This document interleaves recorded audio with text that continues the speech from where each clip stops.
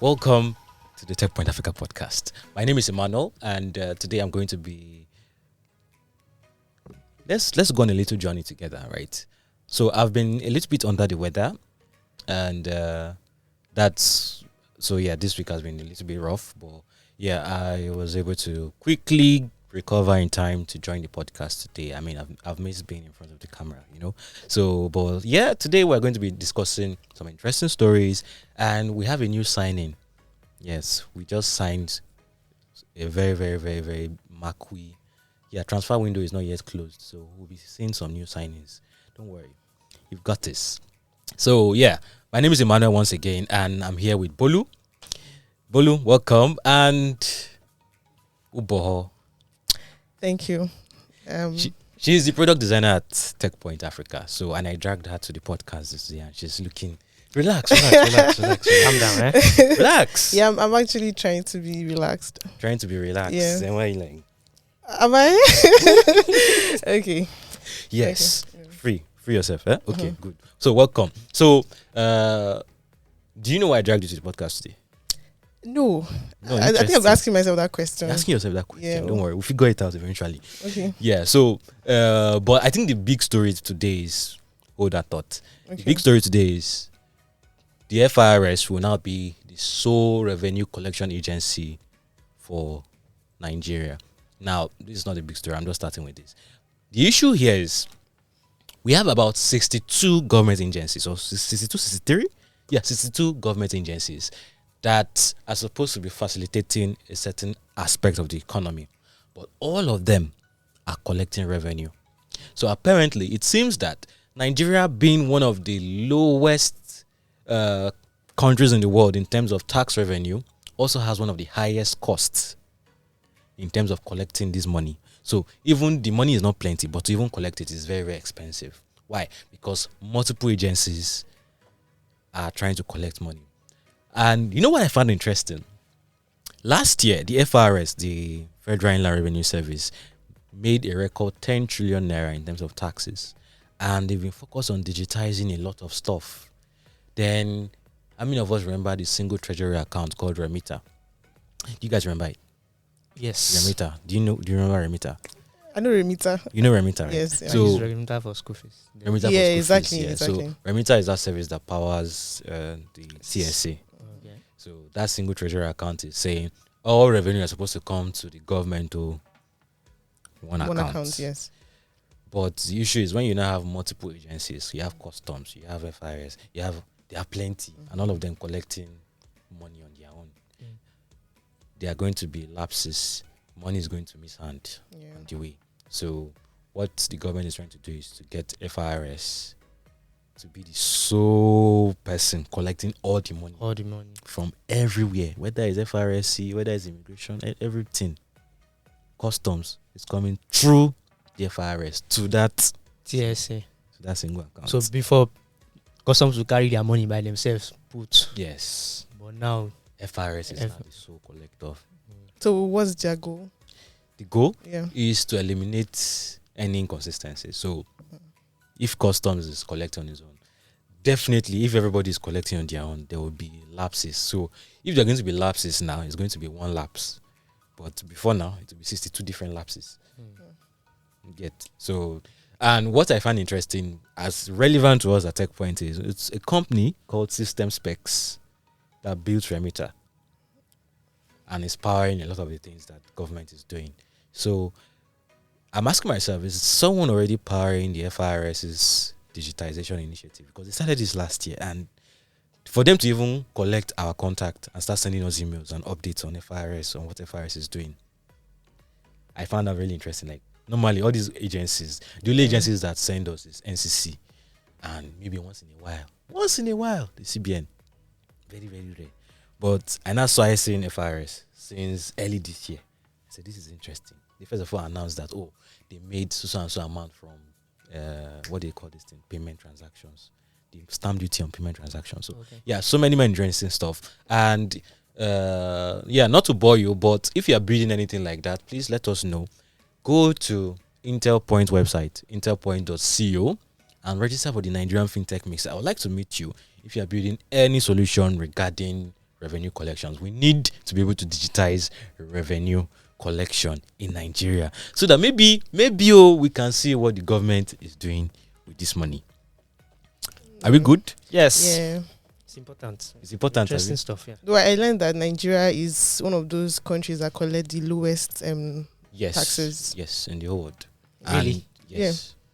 One of the lowest. I'm not saying it's the lowest, but one of the lowest. One of the lowest. About to be one of the highest. It's not necessarily. We don't need They it. said they want to increase tax obligations now or something. Yeah, they want to increase tax obligations. I think they've increased custom duty fees. And yeah, the gap, what Nigeria could be collecting is, and what it is collecting now, the difference is 20 trillion naira. Oh, wow. Yes. So I'd like to see this implemented. It's Danfo. Let me know what you think. All right. Yeah, so, but for you to be able to pay tax, you need to make money, right? So, Bolu, there's a new way to make money on Twitter now. Please don't say X. No. Say Twitter now X instead of X, formerly Twitter. Sure. Oh. I see what you did. Yes. All right, yes, there's a new way to make money on Twitter that is now X, like Emmanuel said. So, if you remember very well, back in February, Elon Musk, the owner of Twitter, now X, said that creators or blue subscribers, formerly Twitter blue subscribers, will be able to earn money on Twitter through the ad revenue sharing program. So this is just basically when people see ads on your in the replies of your posts, instead of Twitter taking all the money, they'll share some of the money with you because you were the one that created the content that brought the people to see those ads. I think by July we started seeing people in the US who were posting screenshots of how much they were earning. People were earning good money. Somebody earned, I think, almost $25,000. But not in Nigeria. No, not in Nigeria. Yeah. Yes. And then by this week, we started seeing Nigerians posting their earnings. And it was quite impressive.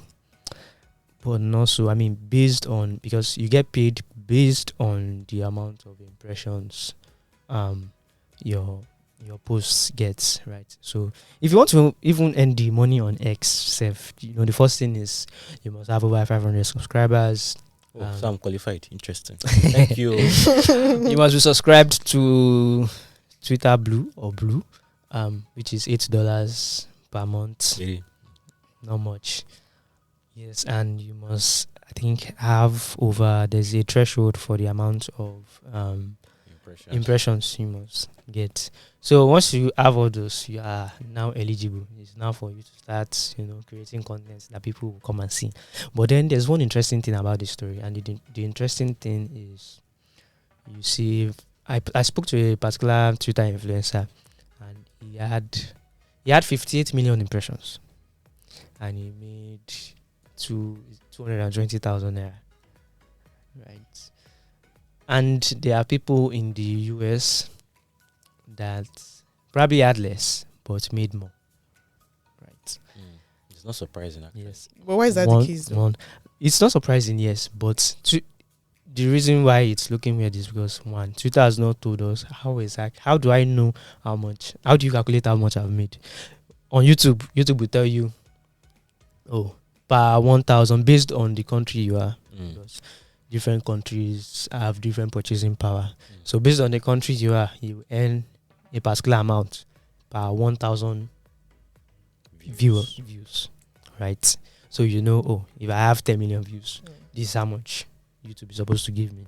Twitter did not give us anything. People are just posting a lot. So they're just paying on vibes. Knowing. So I think they would actually have that internal system to calculate it. They just haven't shared it yet. Before you start paying people money, I think it's something that they need to make transparent. People need to know why. But one reason why I think though some users in Nigeria might be getting lower is because of the quality of the tweets that brought those impressions. So it turns out that advertisers can actually choose the kind of tweets they want to put their ads in. Right? So, I mean, you know what our influencers post now. If it's not to drag somebody or to violence, to cause violence and to cause trouble, and I mean, you are on Twitter. You see some tweets, like very reasonable tweets. Get 200 likes. Well, you see one foolish. Okay, I don't know. That word seems too much extreme. But you see one crazy tweet that is not doing anything. So crazy is better than foolish. Noted. Noted. I feel this is. Okay. Foolish sounds like a very strong one. Yeah, tweet. Exactly. See the way Pidgin English solved everything. So, yeah, tweets. 200k likes and the the retweets and the quote tweets and everything, right? So I'm guessing these advertisers are like, okay, there's nothing my product is doing here, which they might be wrong, sure, but as I'm not an advertiser, but I mean I did small digital marketing one time. But thinking about it, if I'm selling puff, okay, I want to put my ad. I want my ad to be in something related to food, snacks, things like that. Yeah, it makes sense. So that's. So have you ever dragged anybody on Twitter before? No, I'm a very quiet person. A very quiet person. Yes. Yeah. I don't How many drag. followers do you have? I have good number of followers. Define good number of Very followers. good number of followers. Above or below 1,000? But it's not up to the money. It's not up to 500. Yeah, it's not to followers. yes. It's not to 500 followers. No. You I don't said believe good that. following. Why did you believe? I thought she has like 1,000 followers or more. Why would you think so? Okay. I bet no verse. So, but I think one issue I've seen, I think we need to be careful of is people might try to abuse this thing. I've seen it already. I saw someone posting that. I'm not going to say what he posted. She posted. Please, don't say it. Or you could tell that it was just for engagement. You know, there are some people who do this for engagement, Yeah. but now the incentive Exactly. very, very high. You know, someone mentioned that Daniel Rega, right? Someone mentioned that he cashed out $9,000 something Wow. from, but it was not true, right? It was a Because joke. when the guy was not like he did not collect such amount of money, that if he collected such amount of money, you let people know. So people do a lot of things just to get like that engagement, and I think she was doing it because she had a lot of like impressions. But I also think that Twitter these days, right, like there's this increase in the number of impressions that people seem to have. Like you just tweet and then you see a lot of impressions. I don't know, maybe it's their system, the algorithm or something. Yeah. I saw you engaging Muiwa on something. So Muiwa is of the opinion that Twitter is too much stress for how much. And you were saying you think you should double down on it. I think I remember that. I should do one.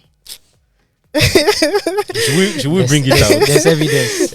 No evidence, no day for this one. No day. There's evidence. So I be no be you. No be me. But it may actually backfire.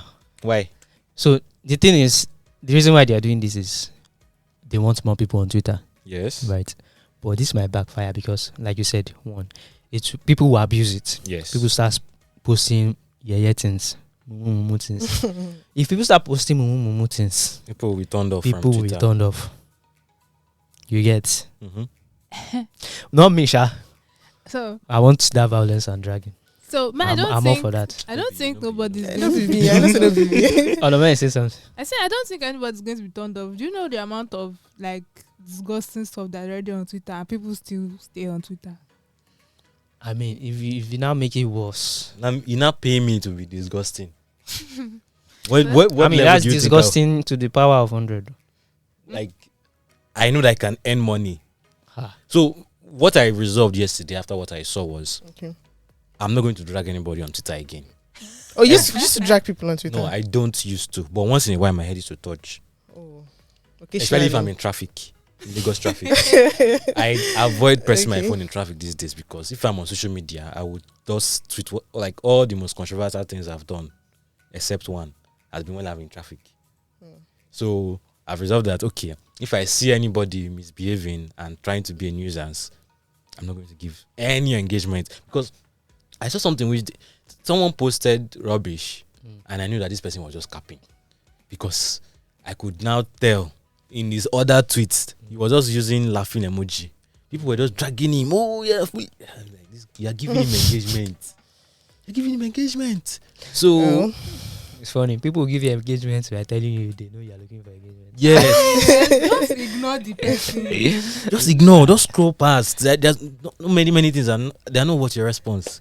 So yeah, that's one way to make money. Then another way to make money that we're going to talk about. Oh, it's all about the money today. Yeah. All right. So another way, young people like us have been making money.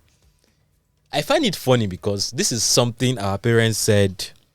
If you keep doing this, you will not amount to anything in life. At all. But imagine my surprise when I heard that PUBG Championship in 2020 had a prize of $2 million. Me that I'm being serious with my life, I've not even seen $2 million. That was a few years back. It was Series A. $2 million. It's not that we are seeing 2 million proceed now. Wow. So, PUBG tournament, Call of Duty, $1 million. FIFA, oh, God, FIFA, 200 and something $1,000, and I'm busy playing FIFA. Okay, so, okay, continue. Please. I think for people like who might not know, do you know what PUBG is? PUBG, yeah. Is it public game? Nice one. Did you see the angle she? Yeah, public game. Nice. Well, what is PUBG? So PUBG is just it's a game, right? It's what do they call this? Shooting game. Okay. Like this, real real world. Okay. The word is not real world. It's not open world. Is it open world? Yes, PUBG is open world. Yes, no. Yeah, okay. No. They have the battle royale. Okay. And it's the multiplayer that is not open world, but the battle royale is open world. So it's like first person shooter games. Okay. If you've seen them, you just see your gun. Okay, like Call of Duty, right? Yeah, so like Call of Duty. What's the whole idea behind the pub? Yeah. The name. So okay, so wait, first of all, this story is not even about PUBG. Yeah. I only brought PUBG because number one, these are AAA titles or AAA titles. Have you heard of blockbuster Hollywood movies? Yeah. So AAA games are like the blockbusters of gaming. Oh, okay. So what happened was we saw that an African entrepreneur has built his own PC game, and the game looks like PUBG. Interesting. From 1999. Sorry. Okay. Let us. Okay. So a country, a West African, East African country rather, they're about to build the first PC game in Africa. The country is Eritrea, right? An Eritrean gaming studio was based in Dubai. Is working on the game. They've been working for it for more than 4 years now, and they're about to release the game. Right. The name of the company is Money Vault Games. It's Eritrean, but it's based in Dubai, and they are doing it in participation with, should I say, with the Eritrean government, right? And it's just like the Call of Duty games, right? The title is 18 minutes, right? And it's based on freedom fighters. Freedom fighters trying to get freedom from Ethiopia back in 1984. Am I right? Yeah, back in 1984. So it's called 18 minutes because there was this military operation they were supposed to do that was going to take 18 minutes, right? And then someone died during the course of that operation. And it's just 18 minutes, but it was a very deep story. Yeah, it's a story that freedom fighting stories. And they turned it into a game, right? So that for young generations to know, this is how it happens. I mean, I think that's a very creative way. Yeah, for a country that is repressive. Yeah, I think it's very creative, like you said. To teach young stars, okay, this is how we got our independence. Yeah. These are the people who fought for us. You can relive it, with this game. Interesting stuff, right? PC gaming. My only issue with that is, my only issue with the whole thing is, one, why PC gaming? Because when you look at gaming in Africa, I think when it comes to gaming globally, Africa is fifth. Like when it comes to how many continents are in the world? You see, Africa is fifth. Well, so you see how behind we are, right? It has not taken off. Yeah. I think the market is right now. I think in 2020, revenue from gaming in Africa was a little over 3 billion, right? And it was mostly from mobile gaming. Why should they have focused on mobile gaming instead of PC gaming? I really feel they should have focused on mobile gaming, because you notice a lot of more people are going to mobile gaming. I remember when I started playing Call of Duty in 2020, I was playing with people from Kazakhstan, Germans. I used to have friends then. Russians.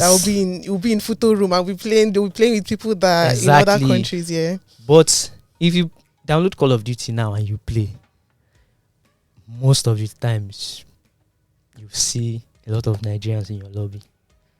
So that's how you notice that a lot more people are coming into. So because you know they will pair you based on where you are, but because there weren't much Nigerians then, you'll be hearing really, really weird accents and weird languages. So I think they should have made it a mobile. PC gaming in Nigeria isn't that much. There are people who do it.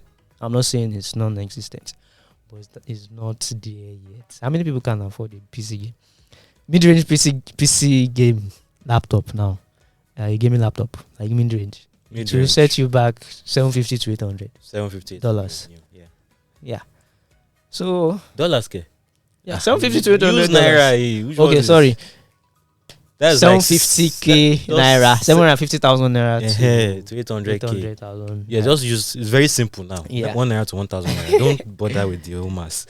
So I get what you are saying, right? And to be fair, mobile gaming is actually the top in the whole world. True. Followed by console, then PC. So console is your PlayStation, your Xbox, and all of that. Yeah. So yeah, it's actually the top. But I think maybe they're not just building. Maybe they're not building it for Africans. Maybe they're building it for everybody else. But when you say they want to let Africans know about their history, that's where I'm a bit concerned. Exactly. How many people really have time for PC gaming? That's the thing. And PC gaming is mostly for like enthusiasts. Like if you see people who play with PC, they're like nerds.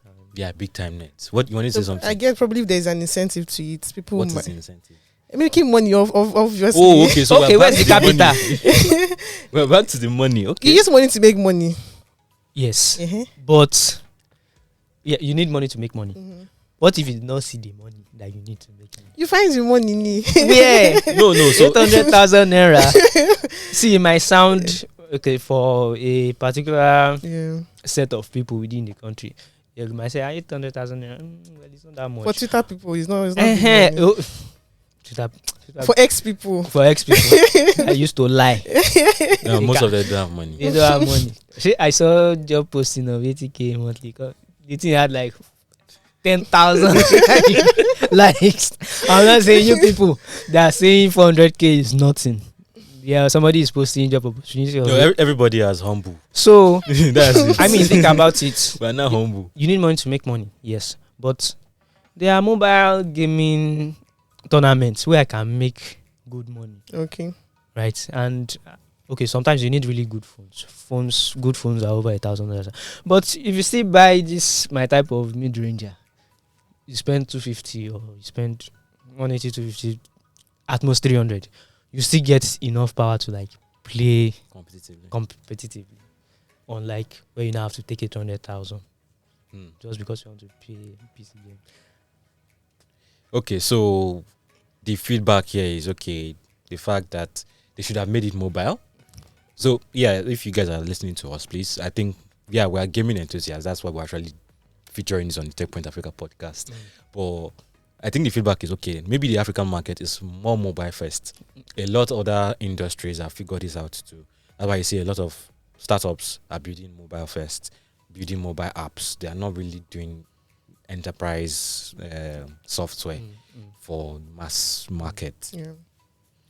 How do you want to even compete with Microsoft and all those guys? So, but fintechs, health tech, all of them, mobile app. They've seen that Africa has a large mobile population compared to PC penetration. So maybe mobile is probably the way to go if the aim is for Africans. But if is to maybe appeal to a global audience, maybe. Maybe.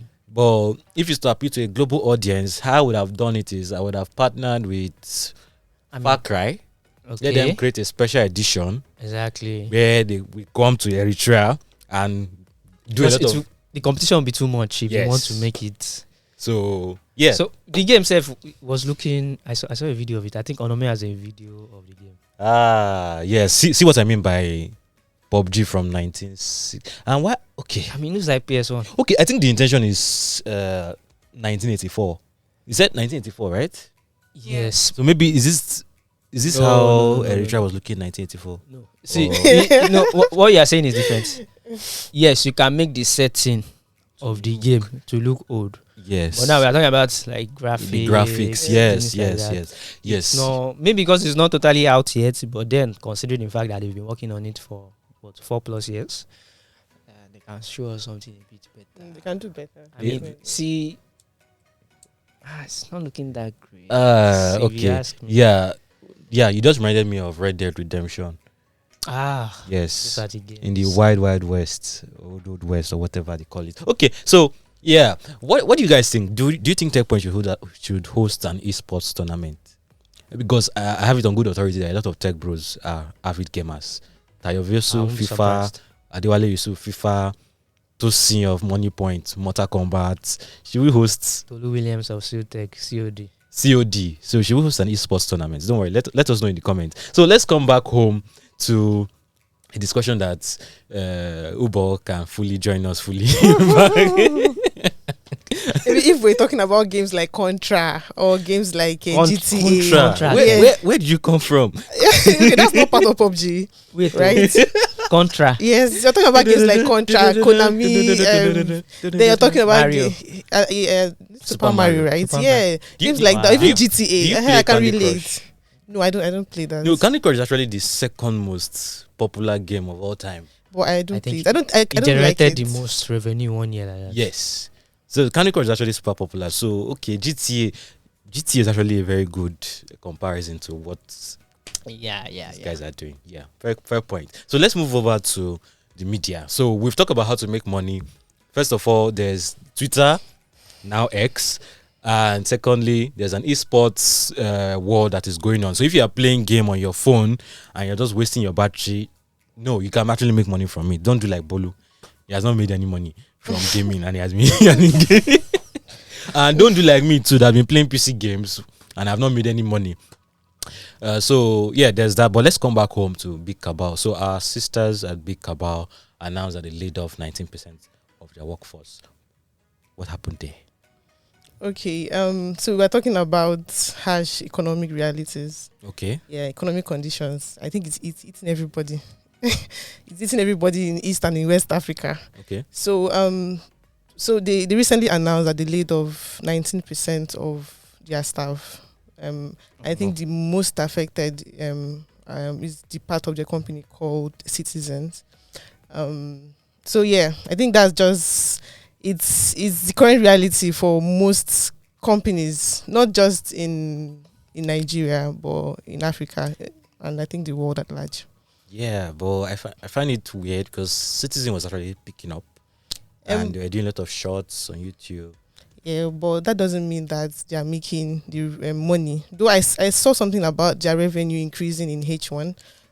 That's 180% increase in revenue. 180%. Yeah. And they still had to lay off. Well, That's tripled revenue. Almost triple. yes. So, I think from also what I read, okay, it also talks about the product. I think something related to product market fit, trying to find their revenue stream for citizens. They need to figure out what they need to do to make money. So, yeah. So you didn't clarify Big Cabal is the parent company of Tech Cabal, Zikoko, Citizen, yeah. then Tech Cabal inside. So is it just Citizen that was affected or Yeah, is sprinkle it? Citizen was the most affected. But I Okay. think maybe it touched some other parts, but Citizen was the most affected by the layoff. Yeah. Wow. I don't feel comfortable talking about other media companies. So when I see media companies announcing that this other media company has shut down, this other media company has laid off, I'm like, you could be next. Why are you making noise? The media business is tough. Especially, it's tough everywhere, but it's tougher here. It's tougher in Africa, yes. It's tough, but Big Cabal has raised like some. It raised $2.3 million. Yes, so but you now come to wonder, like, okay, what's happening with the raised money and all that, So what I think is, in the media business, right? Okay, no, let me not say media.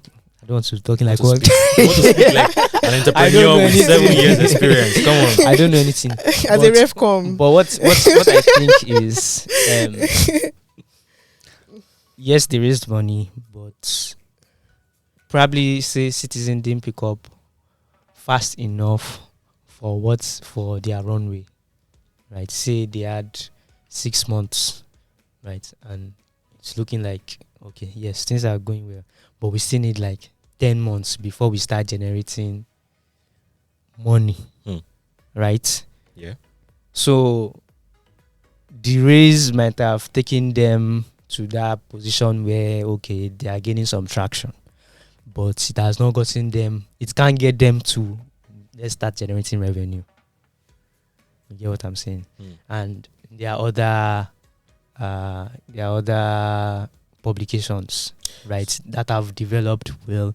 So they don't want to, if they decide that okay, let's leave things going, it might touch those other ones. They might have to now sacrifice some growth that they've gained in those ones just to give Citizen the amount of time it needs to like finally take off and start generating enough revenue to support itself. Okay, so I mean, it kind of makes sense, right? But when they were raising the money, they didn't even mention Citizen in the announcement. True. So it's for the entire group, right? So, but yeah, like you said, it makes sense. So, but do you have any parting shot for Big Cabal or every other media operator? No. So this is the thing, right? There are few media companies that are actually doing what Big Cabal is doing in Africa. Big Cabal, Tech Premier, Steers, Tech Next, Business Day. They're not many, right? And the fact that the media landscape is difficult, that was what has given rise to a lot of brand envelope journalists. You see some CEOs of media companies will even tell you that your press ID card is your meal ticket. So that is how terrible it is out there for media professionals. So for the few companies that are actually trying to do this well and even pay the journalists well, I think we should give them a thumbs up. Yeah, a thumbs up. So, but I don't know how to feel about Sendy. Oh, Sendy is not media anymore, right? So we are talking about a Kenyan logistics company. Yes, logistics. That I can be biased towards media, but I can fire logistics companies any I want. So we're still talking about the same product market fit, because if you look at their history, and they actually raised a lot of money. That's in 2015. They decided in 2015, but over the years they raised $26.5 million. $26.5 million. Yes, that's a huge sum of money. That's a whole lot of money. So, but you realize that, I think it is. Don't let Flutterwave and the rest of them think feel like they're not fintech, but they're logistics. So when you have to compete with other guys in the market, and I think they were also in Nigeria, but they shut down operations, and the same thing, that they couldn't just find out what the Nigerian market needs, so they had to shut down operations. So it's sad, but that's the case for most companies, that maybe they rely on funds, because I think there was also this the investors were not coming for, they were not willing to bring in money and all that, so they had to. So there's a question Muyiwa keeps asking. When did it become normal to say because you were unable to raise money, then you shut down? When did it become normal? I think when we started depending on investors' money. And not... Are you supposed to be default alive or default dead? Whether raise money. So I've not seen anybody to answer the question convincingly, unless you guys have an answer. Well, I think from what I've seen in like developed tech ecosystems, we've seen companies, big companies actually, depend solely on venture capital to survive for many years before they actually figure out how to Mention be your name, profitable. Uber. Yes. Yeah, Uber recently made profit, we have right? Uber. Is it just Uber? No, There no, was a Uber. time I heard Amazon was also facing the same thing. Yeah. So Amazon's one was kind of weird because they've been able to use. They were generating a lot of revenue, Amazon, even though they were not making profit, and they were able to use the money they raised plus the revenue they brought to build the most ambitious cloud service provider that we know so far so good. They are the number one, AWS. So yeah, they were able to survive. They've not shut down. Yeah, So the most important thing is that you survive. You are not selling off your assets. You're not shutting down. The most important thing is you survive. Well, you guys have not told us what's actually happening to Sendy. Okay, so No verse. Yeah, but they decided to cease operations, and they said that they are going to be acquired. Though they have not mentioned who is acquiring them or the detail about the acquisition, right? So, but they made us understand that that they're ceasing operations for the meantime until they have been acquired. So I think that's just it about that's it. the main gist, right? Yeah. Okay. Yeah. Okay. All right. I will say no more because I mean it's a difficult environment right now. But Yeah, there's just some industries in Africa that are hard. E-commerce, to me, e-commerce, logistics, what else? Anything hardware. no. So see, let's take OpenAI now. Mm. If you invest money in OpenAI in 2015 and they were not making any money for several years, I won't shout, right? If you're investing money in an R&D company that is doing research and development, you might not see any returns in 10 years. That makes sense. But the question I want to ask you now is, how has DHL been doing it? DHL is a logistics company, are they not? Yes. How did yes, they build yeah. it to what it is today? And there are logistics companies that are still doing well in Nigeria. Yes, I think. Even in Kenya. The logistics companies there that Yeah, you have a point. So I think it is the way, I guess, is the way they build them, like the way they start out. Like when you start out, because those logistics companies, when you think about it, it took them quite a long amount of time to get to where they are, to be as big as they are. yes. Right? Yes. Sendy is still very young. If you think about, compared to those ones. But 2015 Think about- is a long time. It's not, okay, since when has 8 years. GIG been in existence? Have you heard GIG wants to shut down? No, but GIG It logistics takes is not that old. a GIG is the time. mobility side that is the Yeah. oldest. GIG logistics. yes, the mobility side, I'm sure would have somehow helped the logistics side. Yes.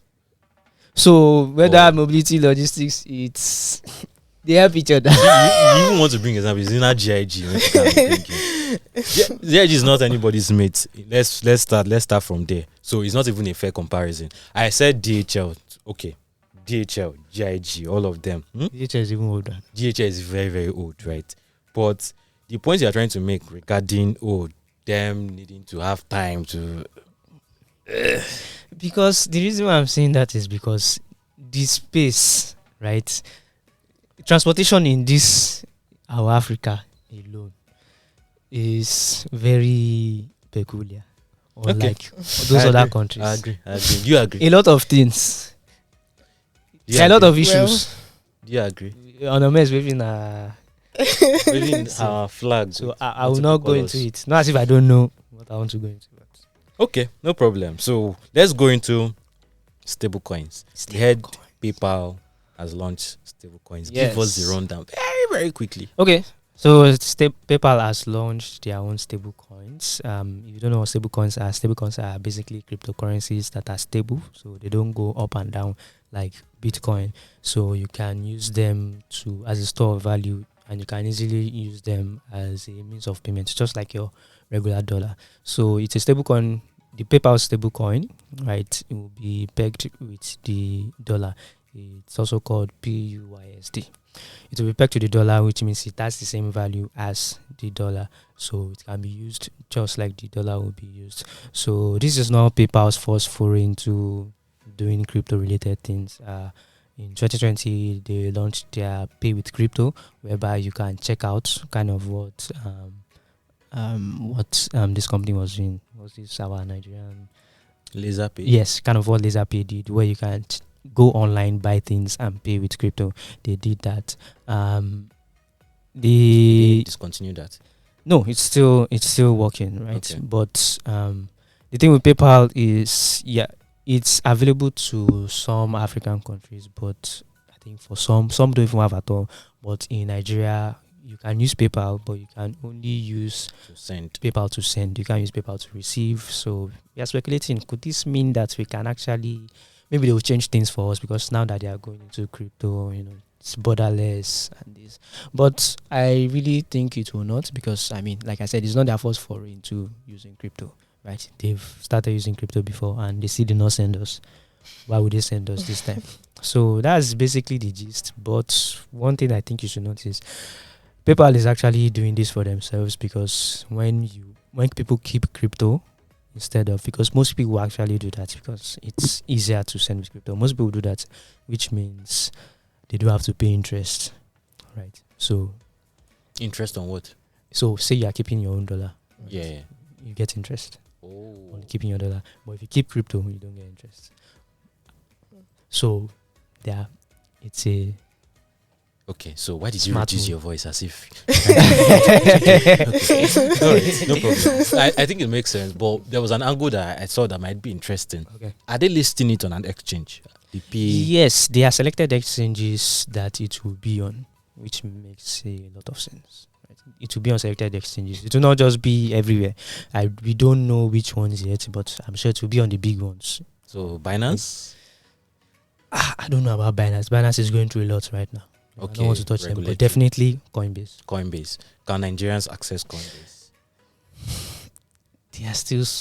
There's still a lot of friction to it.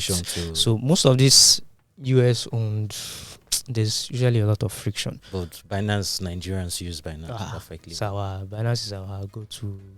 Interesting. So I've just imagined a case where it is listed on the Binance exchange. Mm-hmm. It could be a window for Nigerians to receive through Binance. Exactly. It's a roundabout way of collecting paper money.